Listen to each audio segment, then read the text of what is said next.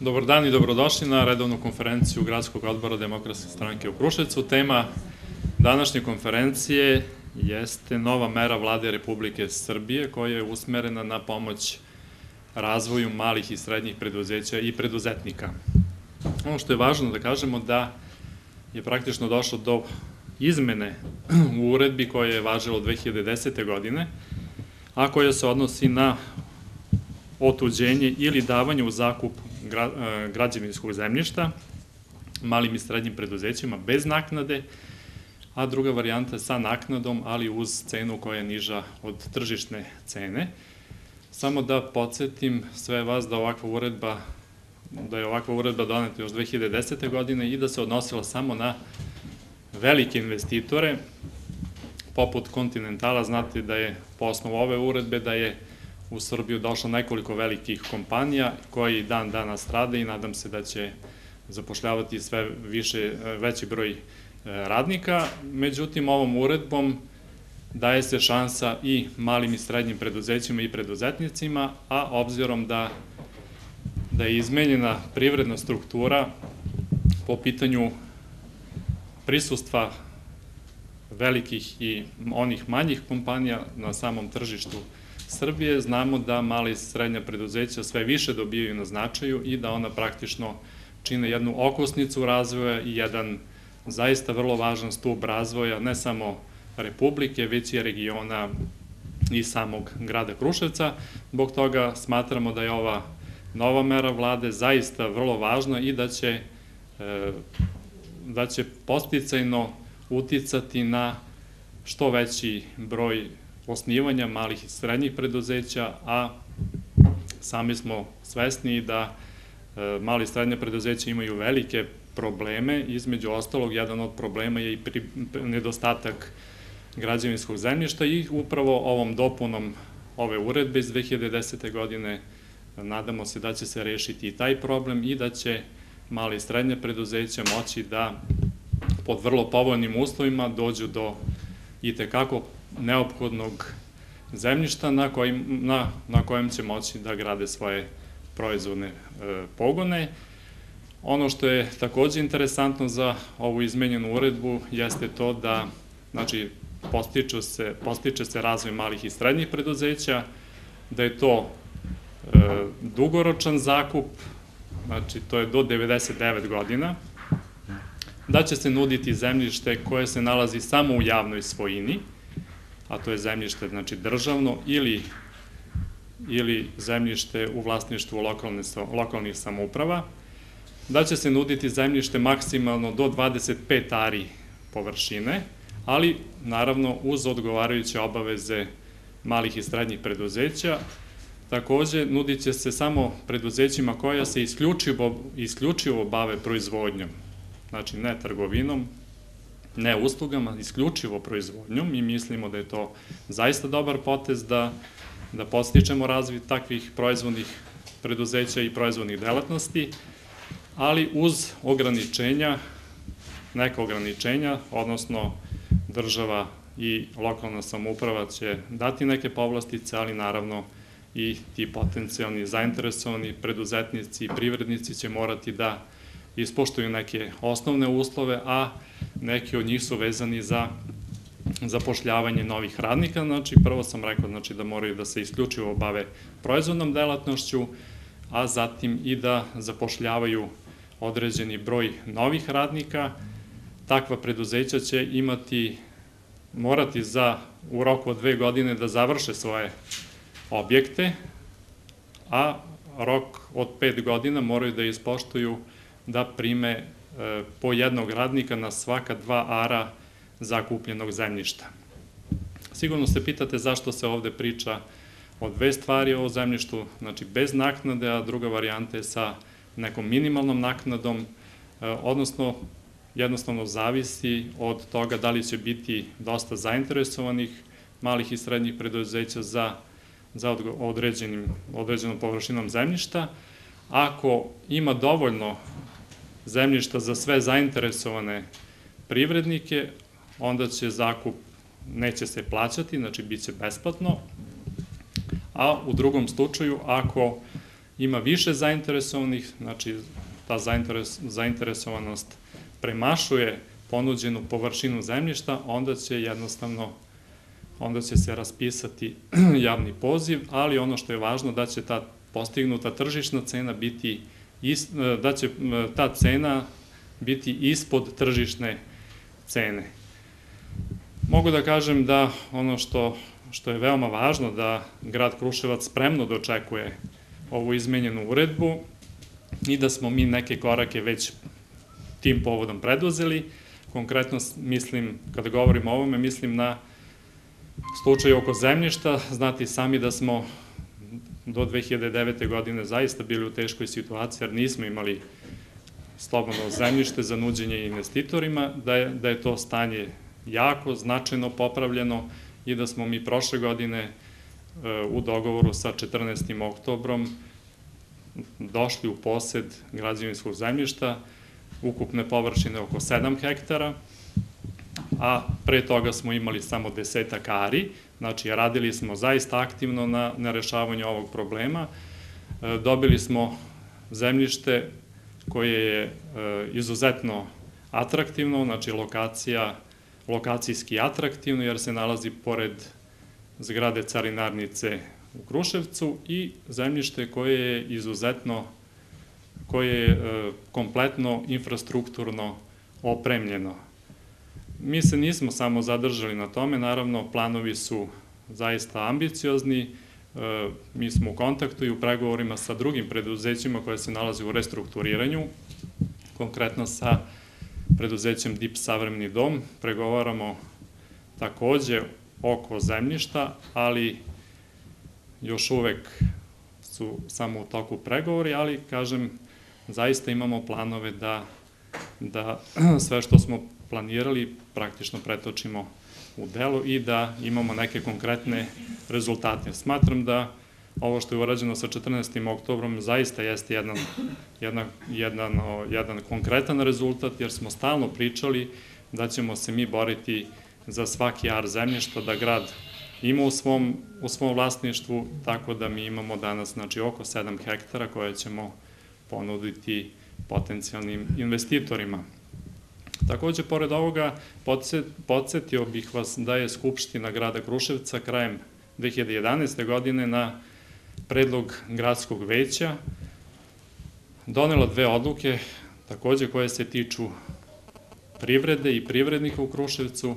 Jedna je odluka koja se tiče investitora koji bi da ulažu u nove poslovne objekte i koja je vezana za broj novozaposlenih radnika i tu smo uveli određeno umanjenje, znači grad se odriče jednog dela naknade za uređivanje građevinskog zemljišta, a za uzvrat želi da ti potencijalni investitori prime odgovarajući broj ljudi, ali na neodređeno vreme.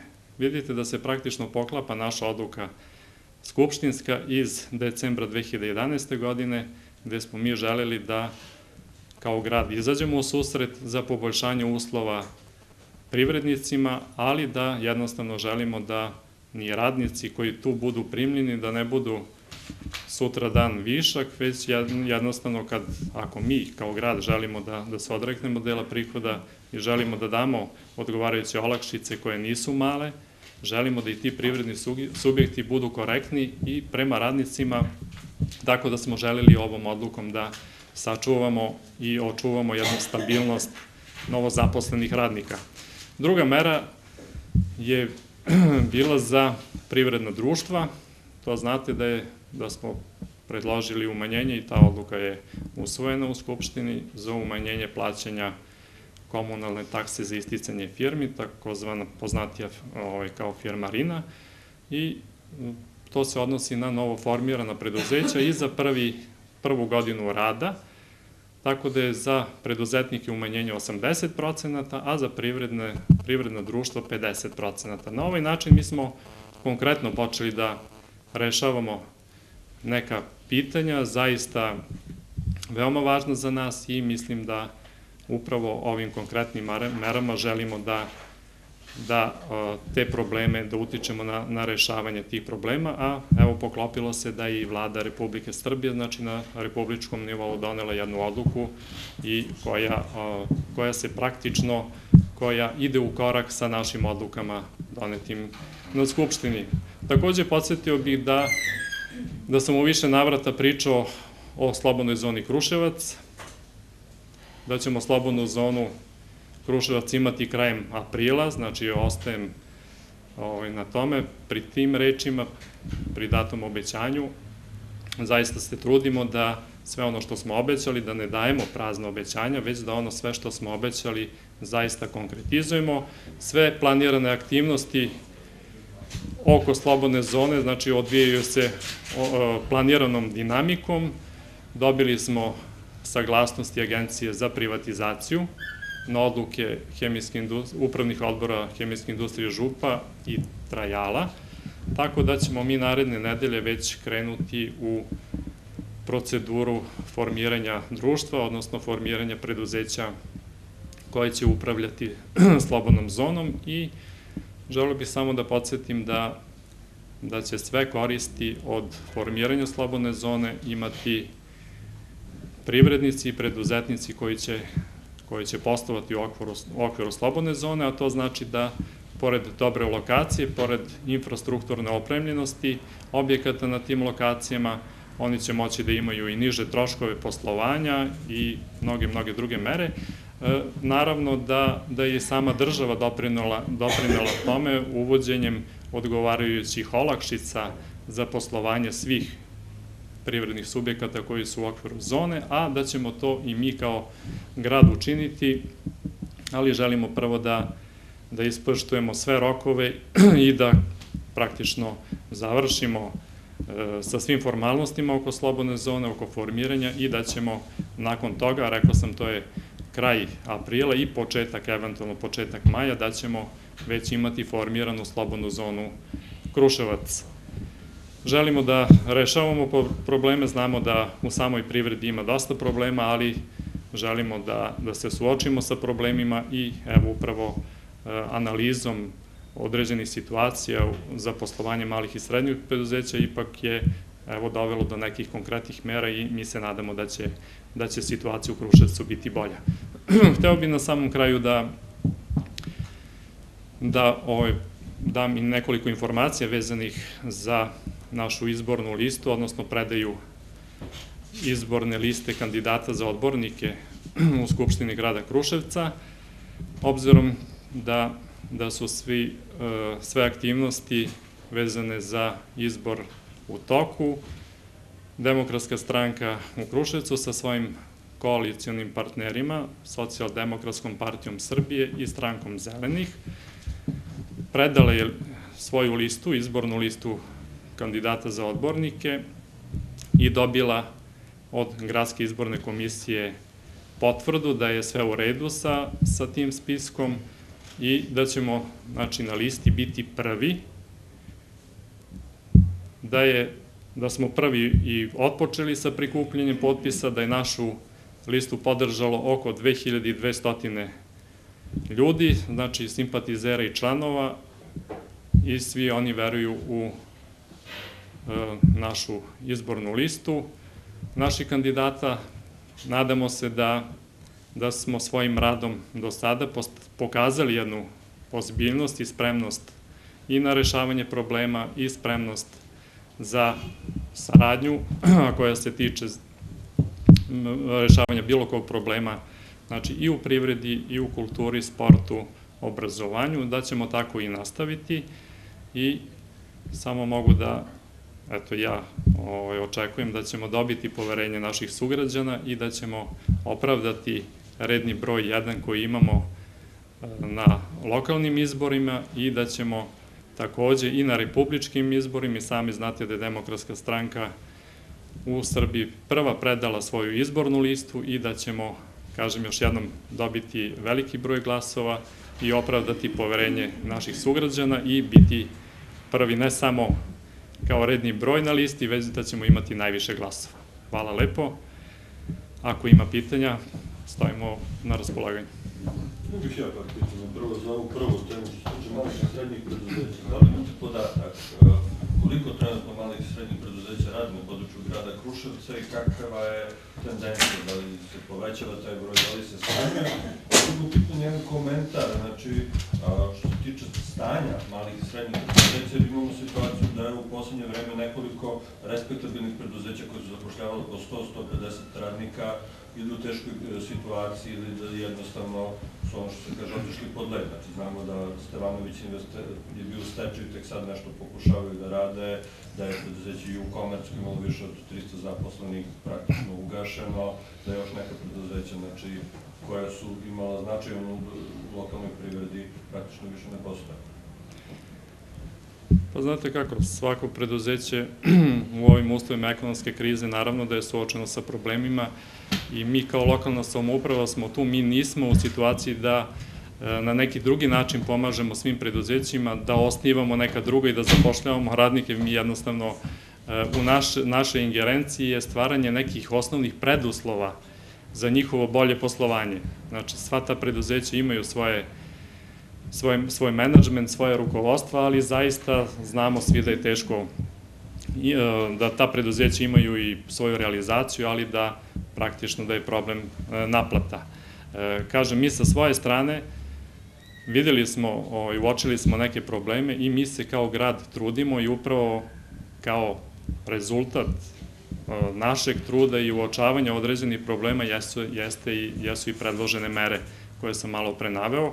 Evo i, kažem, i Vlada Republike Srbije je donela jednu vrlo važnu meru i mi se nadamo da, naravno, sve nagomilane probleme koje postoje nije realno očekivati da ih rešavamo preko noći, ali ja se radujem da smo zaista počeli da ih rešavamo i da će, vi u svakoj ekonomiji imate i firme koje se otvaraju i firme koje se gase. Nažalost, to je takvo je tržište i, kažem, mi ćemo se kao grad truditi nekim i dodatnim merama da pokušamo da stabilizujemo tržište, odnosno da tim malim i srednjim preduzećima pomognemo, pogotovo novoosnovanim, jer smo svesni da je njima za prvu godinu svog poslovanja možda pomoći najpotrebnija. Dovolite. Ko ćemo da ostavimo kod ove teme, možda isto. Dugujete mu brojke, ako znate brojke, koliko je? Pa, otprilike oko 7.000. Malih i srednjih i da. Ja sam htjela da pitam, s obzirom da imate 7 hektara na raspolaganju, to bi značilo da negde, ako se uzmu po 25 dana imate 28, mogućnost da osnovite 28 preduzeća ako budu uzeli manje 50-ak recimo malih i srednjih preduzeća, to je ukupno nekih 350 malih radnih mesta.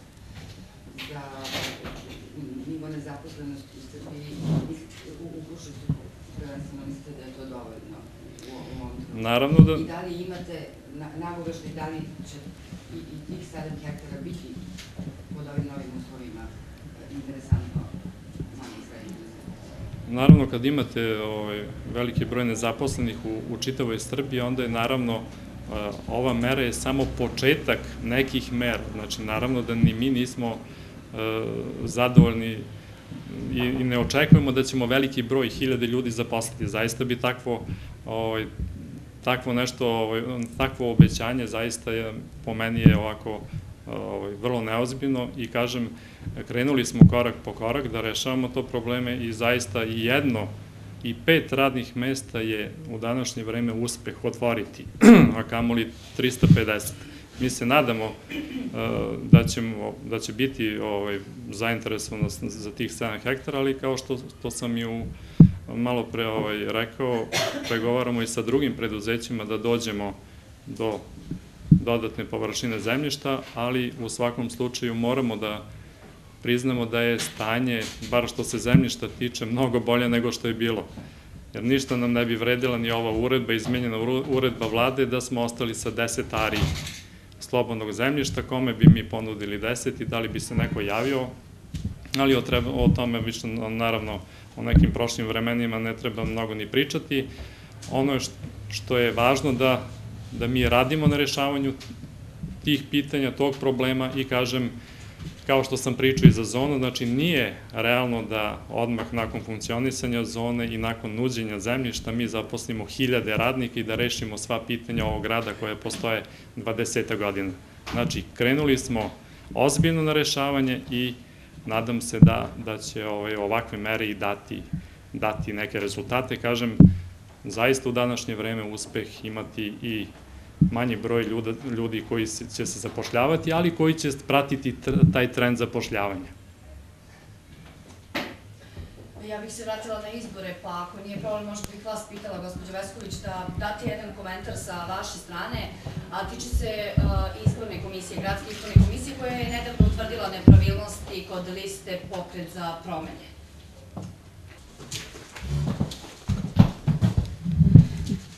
Dakle, pitanje koje ste vi postavili, a koji se tiče problema oko registracije jednog od podnosilaca lista kod Gradske izborne komisije je pravno pitanje i mislim da naša javnost, a naravno preko vas predstavnika medija, treba da ima puno pojašnjenje.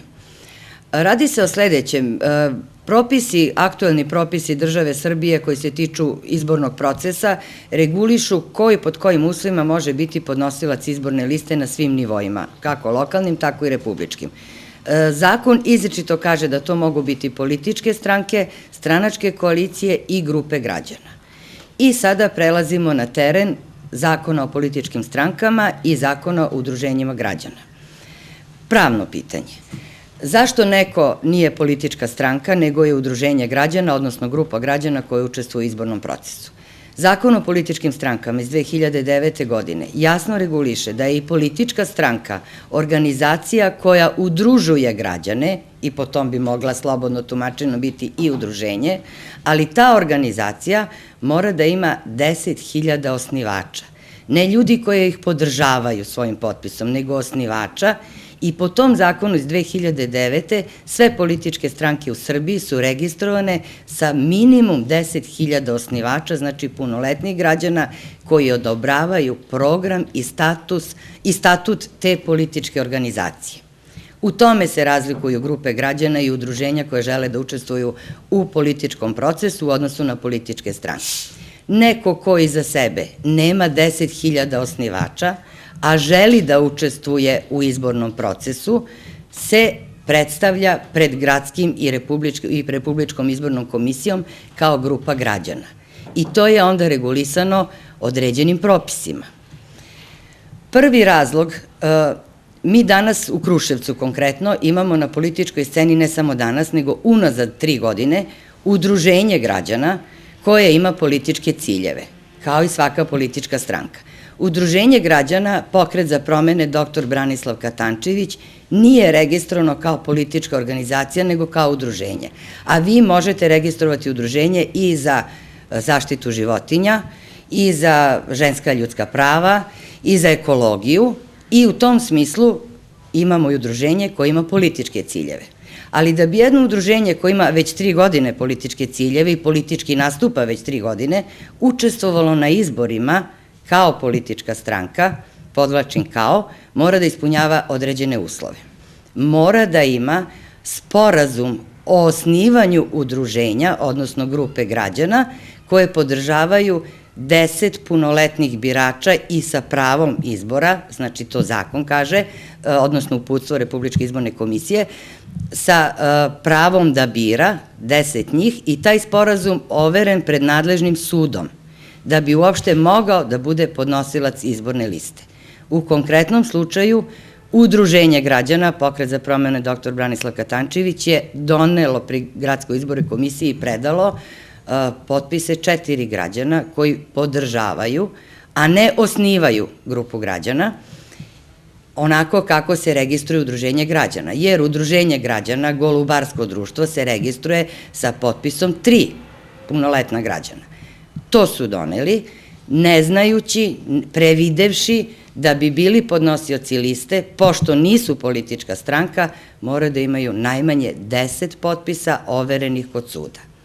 Sad se postavlja i pitanje kako neko ko je prikupljao podršku glasača, znači 2100 minimum potpisa, a u tom momentu nije bio politički subjekt u smislu izbornih propisa, da li je ili nije obmanjivao građane koji su podržavali tu listu.